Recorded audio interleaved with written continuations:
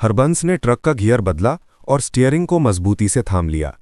पिछले 30 साल से वो इन पहाड़ी सड़कों पर ट्रक चला रहा था, लेकिन ऐसी रात पहले कभी नहीं आई थी। ये कोई मामूली डिलीवरी नहीं थी। उसे ये काम खजूरली घाट के पास एक गोदाम के मालिक ने दिया था।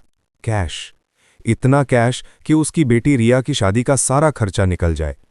काम आसान था। एक पुराना लोहे का संदूक है, मालिक ने कहा था। उसकी आंखें अजीब तरह से चमक रही थी। बस इसे शीशम गांव के पुराने कब्रिस्तान तक पहुंचाना है, सुबह होने से पहले। और हां हरबंस, उसने हरबंस के कंधे पर हाथ रखते हुए कहा था। 2 नियम हैं। पहला, रास्ते में कहीं भी ट्रक मत रोकना। दूसरा, चाहे जो हो जाए पीछे मुड़कर कार्गो में मत देखना। हरबंस को यह अजीब लगा, पर पैसों की गर्मी ने डर को दबा दिया था। अब रात के 2 बज रहे थे। वो खजूरली घाट के सबसे सुनसान हिस्से से गुजर रहा था। बारिश की बूंदें कैबिन पर तेज आवाज कर रही थीं। उसने अपनी बेटी रिया की तस्वीर को डैशबोर्ड से उठाया, चूमा और वापस रख दिया। बस ये एक चक्कर बेटा, फिर सब ठीक हो जाएगा। तभी उसे एक आवाज आई, खरोंच। एक हल्की सी खरोंच की आवाज, जैसे कोई जानवर कार्गो होल्ड में फंस गया हो। हरबंस ने उसे नजरअंदाज किया। चूहा होगा। खरोंच, खरोंच। आवाज तेज हो गई। फिर एक धीमी, दिल दहला देने वाली आवाज आई, पापा। हरबंस ने कांपते हाथों से ब्रेक पर पैर मार दिया। ट्रक एक झटके के साथ रुक गया। नियम नंबर 1 टूट चुका था। कौन? वो कैबिन में अकेला था। रेडियो बंद था। पापा, मुझे यहां से निकालो, बहुत अंधेरा है। ये आवाज, ये रिया की आवाज थी। रिया! हरबंस घबरा कर चिल्लाया। आवाज कार्गो होल्ड से, उस संदूक के अंदर से आ रही थी।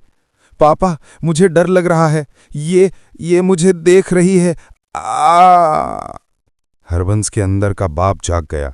वो भूल गया कि वो एक ट्रक ड्राइवर है। वो भूल गया सारे नियम। वो तूफान की तरह कैबिन से बाहर कूदा। बारिश की ठंडी बूंदें उसके चेहरे पर जलती हुई महसूस हो रही थीं। उसने कार्गो होल्ड का दरवाज़ा खोला।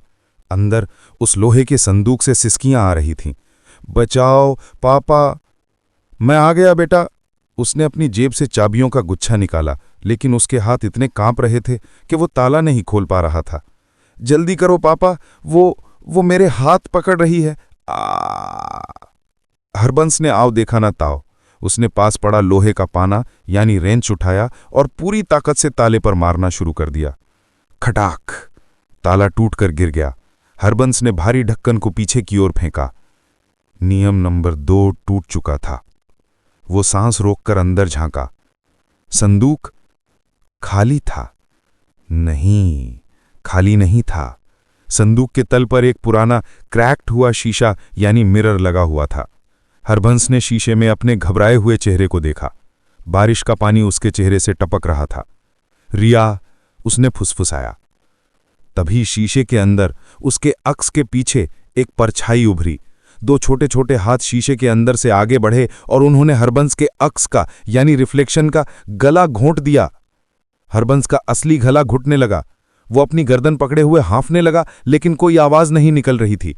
शीशे के अंदर उसका अक्स तड़प रहा था और उस अक्स के ठीक पीछे एक छोटी सी बच्ची खड़ी मुस्कुरा रही थी, जिसकी आंखें कोयले की तरह काली थी। हरबंस ने शीशे पर हाथ पीटे, लेकिन उसका हाथ शीशे के आर पार हो गया, जैसे शीशा पानी बन गया हो। एक ठंडी बर्फीली ताकत ने उसे अंदर खींचना शुरू कर दिया। उसकी आखिरी चीख उस सुनसान घाट में गूंज कर रह गई। अगली सुबह पुलिस को खजूरली घाट पर एक लावारिस ट्रक मिला। कार्गो होल्ड खुला हुआ था। अंदर एक पुराना लोहे का संदूक रखा हुआ था। एक जवान कांस्टेबल ने टॉर्च चलाकर अंदर झांका। साहब, खाली है, उसने कहा। बस एक शीशा लगा है।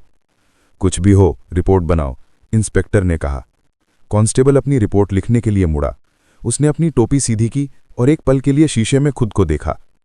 शीशे के अंदर, उसके अक्स के पीछे हरबंस खड़ा था। उसकी आंखें घबराहट से फटी हुई थी और वो शीशे पर हाथ पीट रहा था, लेकिन कोई आवाज नहीं आ रही थी। और उस हरबंस के कंधे पर एक छोटी सी बच्ची का हाथ था और वो चारों ओर देखकर धीमी आवाज में खुले आसमान के नीचे मुस्कुरा रही थी।